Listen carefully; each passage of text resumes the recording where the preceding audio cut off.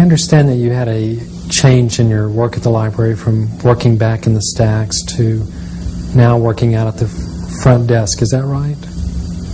Yes. Okay. Can you tell me more about that? What that's been like for you? Well, my supervisor is pretty busy, and he doesn't like to be bothered. He already thinks I'm not suited for the job. He said something to you about that? No, not exactly. But when I'm with him, I can sense that my customers have complained. How is that? Well, when they ask me something, I tell them. But I don't make small talk. I guess I've always been a Pluto, out beyond the rest, encircling, ever watching, and seeing more in the darkness than the rest.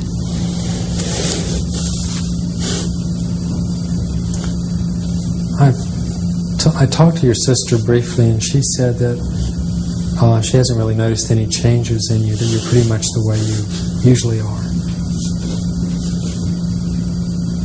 Constancy is a virtue. Are you friends with any of your coworkers? Well, I did have lunch once with some of them. But I've been reading such depressive books lately that when I think about them, it upsets their meal.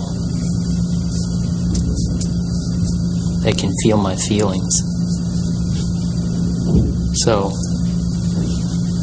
I eat by myself.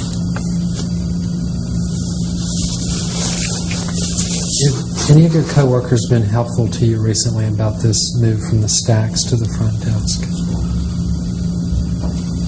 Well, we don't talk. If you do have something you want to talk about, with whom do you talk? I guess the last person was my college roommate. In what way was he helpful? I'm not sure I understand what you're asking. You said that your college roommate had been helpful to you if you needed somebody to talk to. Not that often. And mainly about studies. We both worked very hard in school. I could often tell what he was thinking, and I knew when to leave him alone. Where is he now? He died. When was that? A few years ago. How did that happen? I'm not sure.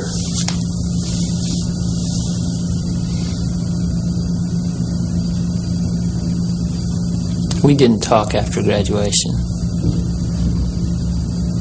I remember reading about his death in an alumni magazine. And I remember receiving a feeling that something had happened to him even before I read that story. I already felt he was dead, and often felt as though he were in the room with me.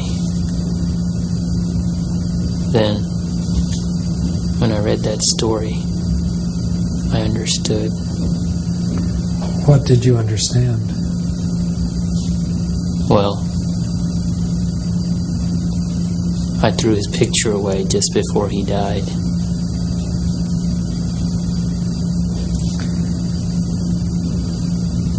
Have you had any new or puzzling sensations recently? Well, from time to time, I can smell a very disagreeable odor. concerned that it's coming from me. It worries me. What do you do about the odor? I take a lot of showers, but the odor, it's malicious, piercing. Does the odor hamper you in any way? Well, recently I've tried to avoid getting too close to people when I'm at work at the desk, especially girls. What sort of contact do you have with women? Well, several work at the desk. From time to time. I don't like this room. I can sense an evil spirit in here. What were you feeling just then?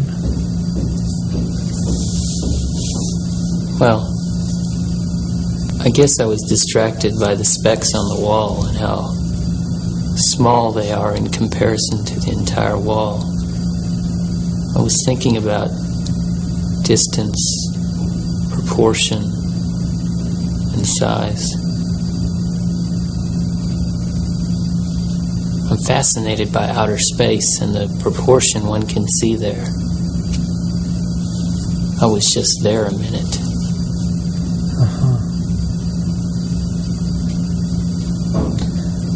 Do you have you ever seen a psychiatrist or psychologist or some other kind of counselor before today? No. Do you ever see or hear things that may not be there that other people don't see or hear?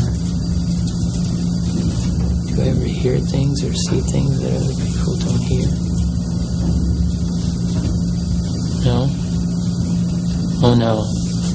I had an uncle who drank heavily, and he would hallucinate. But I do not drink or use drugs. The director of public libraries mailed me a letter this year saying that we should keep up our public image. Somehow, I think he knew I had been reading D.H. Lawrence. Do you think the director of city libraries knows what you read? No, I guess not. But I bet he wouldn't approve. Do you know if anyone else received a letter from the director of city libraries? I don't know. But if he thinks by my working at the front desk is ruining the library's public image, then I'll quit.